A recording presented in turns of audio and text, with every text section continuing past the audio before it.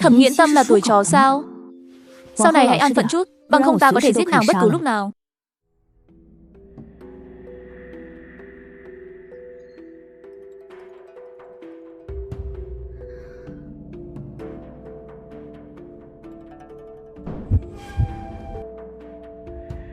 Thẩm Nghiễn Tâm từng bái một vị cao nhân làm sư, học được bí thuật đổi khuôn mặt.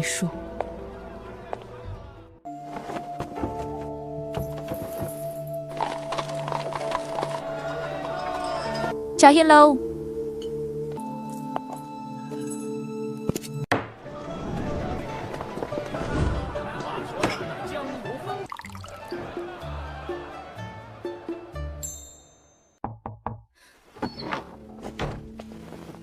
Vào đi.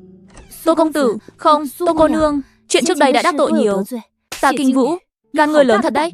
Thành thực xin lỗi, nếu không nhờ vài ngày trước ngươi trúng tên bị thương, đại phu nhân tuyệt đối sẽ không để ta gặp ngươi. Mục đích của ngươi, nếu sau này ngươi có thể bước lên ngôi cửu ngũ, ta chỉ cầu ngươi một việc, đừng đưa Cửu công chúa đi hòa thân. Lời này của ngươi có ý gì? Ta từ nhỏ đã vào cung hầu hạ, học y lý, phân biệt dược tính. Những năm qua người ta điều trị nhiều nhất chính là Tô cô nương. Nói về thân phận của ta xem, Tô cô nương tài trí hơn người, chắc hẳn đã sớm tra ra. Đại phu nhân từng nói riêng với ta, Tô cô nương là di cô của hoàng thất tiền triều. Còn gì khác không? Những chi tiết khác tại hạ không rõ. Đại phu nhân chờ thời cơ chín muồi sẽ tự nói rõ với Tô cô nương. Cửu công chúa là gì của ngươi, là nhược điểm của ta. Nếu có chỗ cần dùng tới tại hạ, sau này hành sự trong cung, tại hạ tự sẽ hết lòng đối đãi. Tô cô nương, con người ta không thích vòng vào tam quốc. Lời nói hôm nay là một lời hứa đáng giá ngàn vàng. Người này sao còn khờ hơn cả khúc gỗ. Vào cửa lâu như vậy, hòm thuốc kia vẫn đeo nặng nề trên lưng, chưa từng đặt xuống dù chỉ một lát. Liễu cô nương, sổ sách đều ở đây. Lô tranh chữ đỏ bán thế nào? Người giàu có cung không đủ cầu, đều thích tranh chữ của Liễu cô nương. Liễu cô nương nếu chịu vẽ chân dung, biết đâu chừng.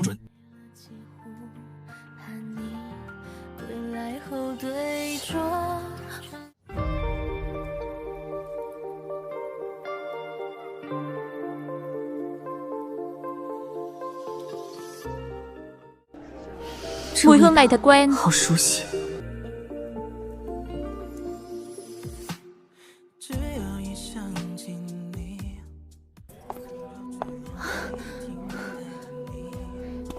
Công tử lén lén lút lút đi theo nô gia. Lẽ nào trên người nô gia có gì không ổn sao? Làm phiền rồi, ta thấy cô nương họa công tinh tế, lòng thầm ngưỡng mộ, muốn thỉnh giáo đôi điều. Công tử, học phí chỗ ta không rẻ đâu. Cô nương cứ việc báo giá. Công tử vừa nói cứ việc báo giá. Sao vậy? Báo giá thì đã báo rồi, công tử không nỡ trả. Họa công của cô nương thế này, đáng giá ngàn lượng bạc. Công tử theo ta đến thư phòng đi. Sao còn thấy bị người ta chèn giá rồi? Phiên công tử tùy ý vẽ một thứ công tử thạo nhất, để ta xem làm thế nào để dạy công tử. Được.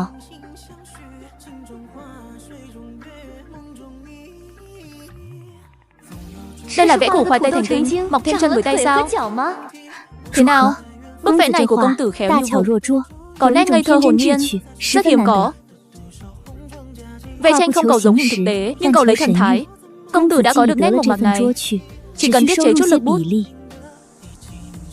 Hôm nay đa tạ cô nương chỉ điểm, cáo từ.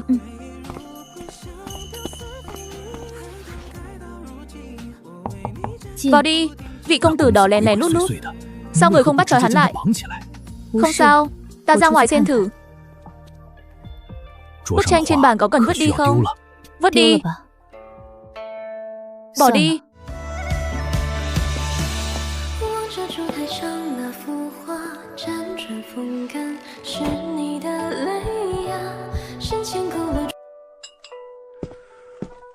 Tiểu nhị, cho ấm trà. Đây là Chu Thừa, cánh tay phải đắc lực của Thẩm Nghiễn Tâm trong tiểu thuyết, là tay giỏi dẫn binh đánh trận. Đáng tiếc tính tình quá thẳng thắn, ngay cả hoàng đế cũng dám cãi lại. Hôm nay đợi cả ngày, rốt cuộc cũng xuất hiện rồi. Tính cách này ở chốn triều đình sống không quá 3 tập, phải có người giúp hắn mới được.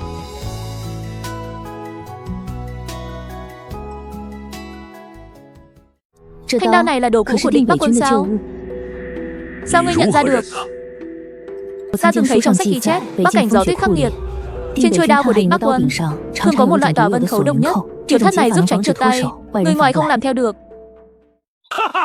Tốt, tên thư sinh mặt trắng người nói không sai chút nào. Nào, ngồi đi, mời lão phu uống vài ly. Tiểu nhị lên mấy bình rượu. Có ngay khách quan.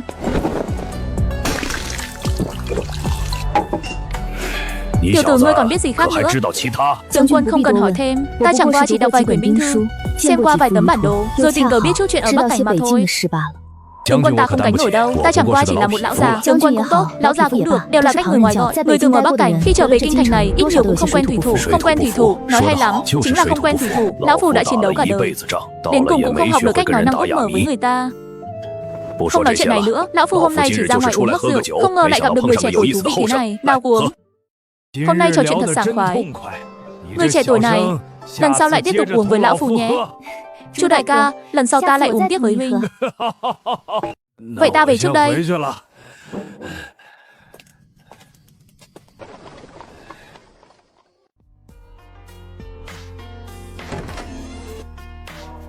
Ngươi đã uống rượu rồi, sao vậy? Không được uống sao? Tử lượng của ngươi không tốt. Ta sẽ không say đâu. Đi, đồ đáng ghét, đi bắt đom đóm với ta. Tô Hoài Quân, ngươi say rồi thì nhảy xuống hồ cho tỉnh lại đi, đừng làm phiền ta. Nàng xấu lắm. Ngươi muốn đi đâu bắt? Hậu viện có cực kỳ nhiều đom đóm, ta chưa bao giờ thấy nhiều như vậy. Nửa đêm còn làm phiền người ta, ta đúng là mắc nợ ngươi. Cẩn thận chút, đừng làm chết đom đóm đấy. Ta sẽ không.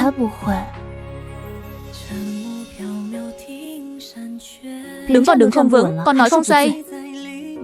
Thẩm Nghiễn Tâm, hôm nay sao nàng lại dịu dàng thế này? Sao đầu lại đau thế này? Rốt cuộc hôm qua mình đã làm cái gì vậy? Mất mặt quá. Mặc kệ, coi như không nhớ gì. Thiếu gia, thiếu phu nhân nhắn lại uống bát canh cát hoa này, nói là để bổ dạ dày. Thiếu phu nhân sáng sớm đã đến tiệm lựa chọn váy may đồ rồi. Biết rồi. Ngươi đứng lại.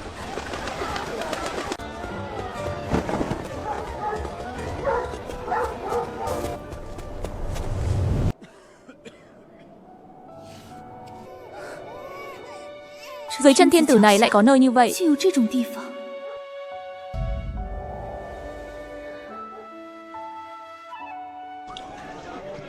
Tiểu Hữu, thật là có duyên. Chu đại ca, thì ra là huynh. Đi, Tiểu Hữu, đến nhà ta ăn cơm. Vậy thì cung kính không bằng tuân mệnh.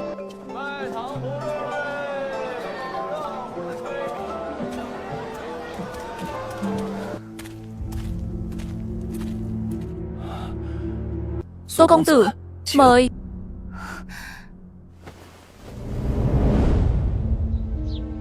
Kinh thành lại còn có nơi như thế này sao? Đây là nơi ngay dưới chân kinh thành. Sao toàn là người già yếu, phụ nhân, trẻ nhỏ, trai trắng đâu hết rồi? Trai trắng đều bị bắt lên kinh thành tu sửa toàn thành rồi.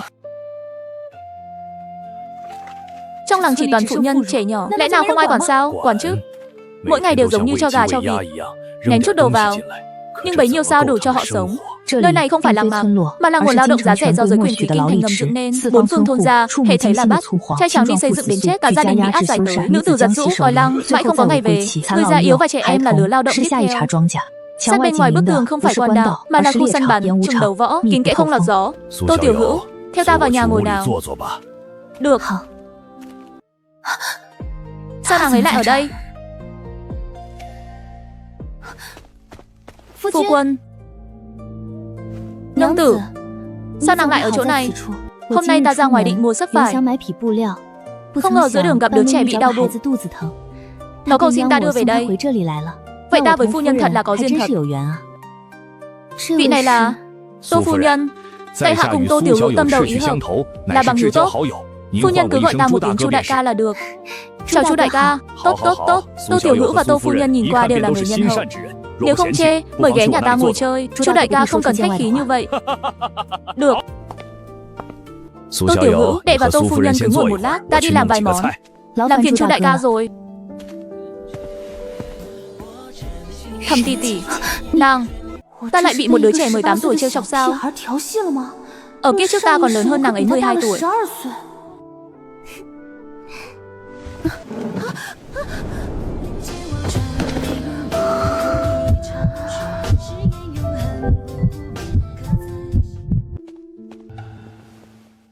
Thì Thì ra Tô tiểu công tử là người ở phía dưới. Nàng không phải có sở thích quái đản đấy chứ? Ngươi mới có. Lần sau còn thế nữa, ta quyết không tha cho nàng. Đồ hổ giấy. Nàng. Tô tiểu nữ, Tô phu nhân, tới ăn cơm thôi. Chu đại ca, mạo muội hỏi một câu, làm thế nào hắn đến được đây? Đó là 5 năm trước. Chu thừa năm đó 48 tuổi. Nửa đời chinh chiến, đều cống hiến nơi Bắc Cảnh. Trận đánh cuối cùng còn là đánh bại man tộc Bắc Cảnh xâm chiếm lãnh thổ.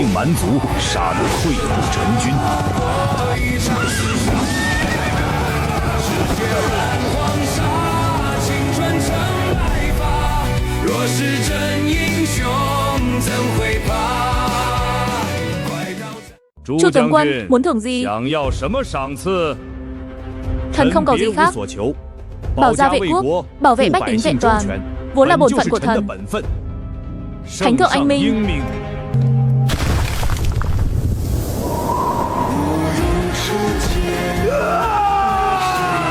Cha, nương là hài nhi bất hiếu. Ông tưởng mình bảo vệ lê dân bách tính, nào ngờ trong đó lại nuôi dưỡng một bầy sói dữ, còn đáng sợ hơn cả quân địch. Đáng tiếc thê tử và nữ nhi của ta đến cả thi thể cũng không tìm thấy. Chu đại ca, nếu chúng ta đã đến đây, nếu có việc gì cần giúp đỡ, huynh cứ mở lời. Dùng kiến thức hiện đại làm điều gì đó đơn giản cho người già và trẻ em, nhưng thứ thiết thực là được rồi.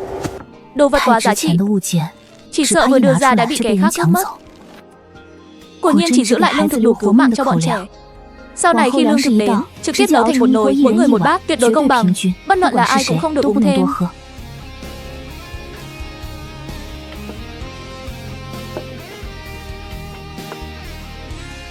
Thẩm Nghiễn Tâm, sao ngươi lại tới đây? Khắc mấy món đồ chơi cho bọn trẻ. Tiện tay cho nàng cái này, đứa trẻ cũng khắc cho một cái. Tại sao lại có tên của ta trên đó? Lưu lại cho nàng đó. Người tuổi chó thường thích để lại ký hiệu của riêng mình. Nhưng mà đồ vật đã bị đánh dấu rồi, liệu có thuộc về ta không? Sao vậy? Thiếu phu nhân diễn đến hiện rồi sao? Kẻ tặc tử. Tiêu chuẩn kép.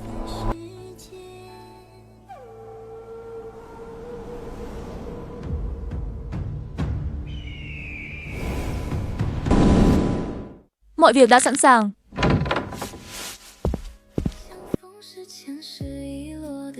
Có chuyện gì vậy? Chu đại ca nói nước tắm không đủ dùng. Đã vậy thì ta không tắm nữa. Chu đại ca lại nói, lát nữa còn cần chúng ta giúp. Tối nay sợ là không về được. Ta đi lấy nước trước. Tắm chung sao? Tô phu nhân, chỗ nước này đủ cho hai người tắm, hội hà tất phải. Chu đại ca, nước trong thôn vốn khan hiếm, không cần phải lãng phí. Chu đại ca, vì sao trong thôn không thấy một bé gái nào?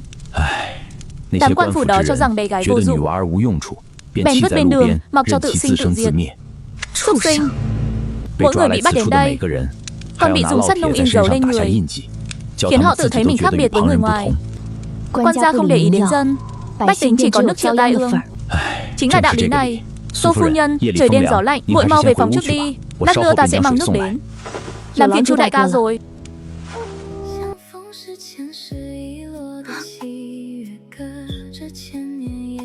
Nước có đủ dùng không? Đủ rồi, lát nữa Chu đại ca sẽ mang tới đây. Tô tiểu nữ, Tô phu nhân, nước ta để ngoài cửa rồi. Ta đi trước đây, hai người nghỉ ngơi sớm đi. Cảm ơn Chu đại ca. Để ta đi lấy. Ta thấy phía nam thôn có đồ dùng bị hỏng, ta đi sửa lại. Nàng tắm trước đi. Tô muội muội, chẳng lẽ là xấu hổ rồi sao?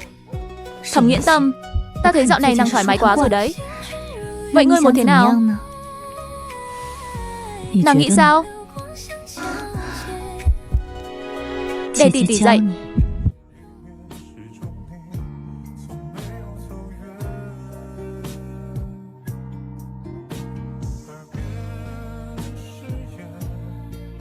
Ta đang làm gì vậy? Thẩm Nghiễn Tâm, đứa trẻ hư hỏng này. Chắc là đến rồi.